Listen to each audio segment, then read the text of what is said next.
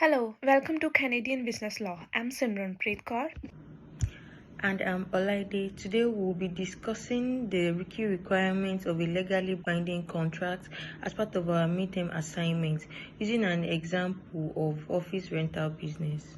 We will explain each requirement in detail and then demonstrate a practical scenario to illustrate how these elements come together in a real world situation. The first requirement is the intention to create legal relations. This means that both parties must intend for their agreement to be legally enforceable. Essentially, the parties want their promises to carry legal consequences. For example, in our office rental scenario, both the landlord and the tenant must intend to their agreement to be enforceable by law. The second requirement is the offer and acceptance.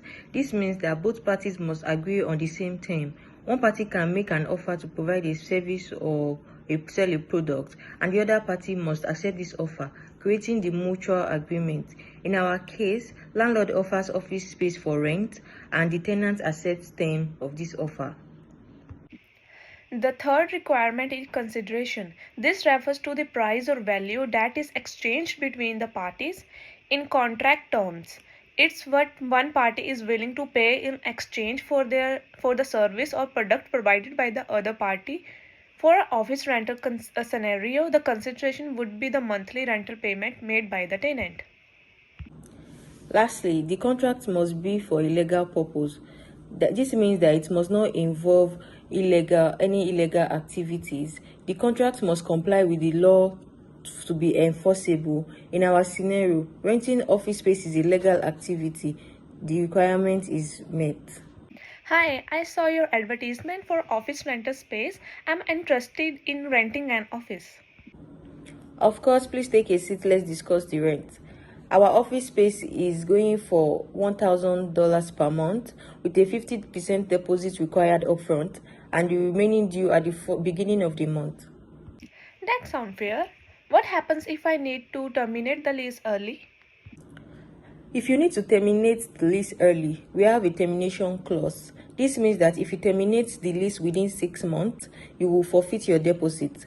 After 6 months, you need to provide a 60-day notice for termination without any penalties. Oh, I understood. I also want to discuss liability. What if there is damage to the office space during my lease period? Good question. We have an indemnity clause that covers damages. It states that while we maintain the structural integrity of the building, you are responsible for any damages caused by your employees or clients during the lease period. I see. And what about security measures? From my side, I can provide you with camera security footage, but I want to be clear that if I provide you with the footage, I am not responsible for any loss that you may have in your office. This is a limitation of liability clause. Oh, so you're saying that a limitation or liability clause applies here. Exactly, it does. Additionally, I want to discuss how we will handle any disputes that may arise. I propose that we use the mediation as form of alternative dispute resolution. Why mediation? Mediation allows us to resolve issues amicably without involving the court. It's less expensive and less time consuming compared to litigation, and it helps maintain a positive business relationship. Can you please explain how the mediation process works? Sure. In mediation, both parties sit down with a neutral third party mediator who helps facilitate discussion and negotiations. The mediator does not make decisions for us but helps us reach mutually agreeable solutions. This process is confidential and allows us to control the outcome. Oh, that sounds beneficial. What if mediation doesn't resolve the issue?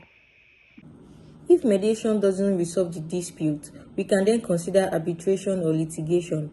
However, starting the mediation is often the best step because it preserves relationship and minimizes cost. That makes sense.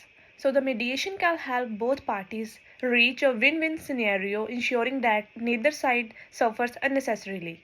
Given the nature of our business, it's crucial to keep things simple and cost-effective. Exactly.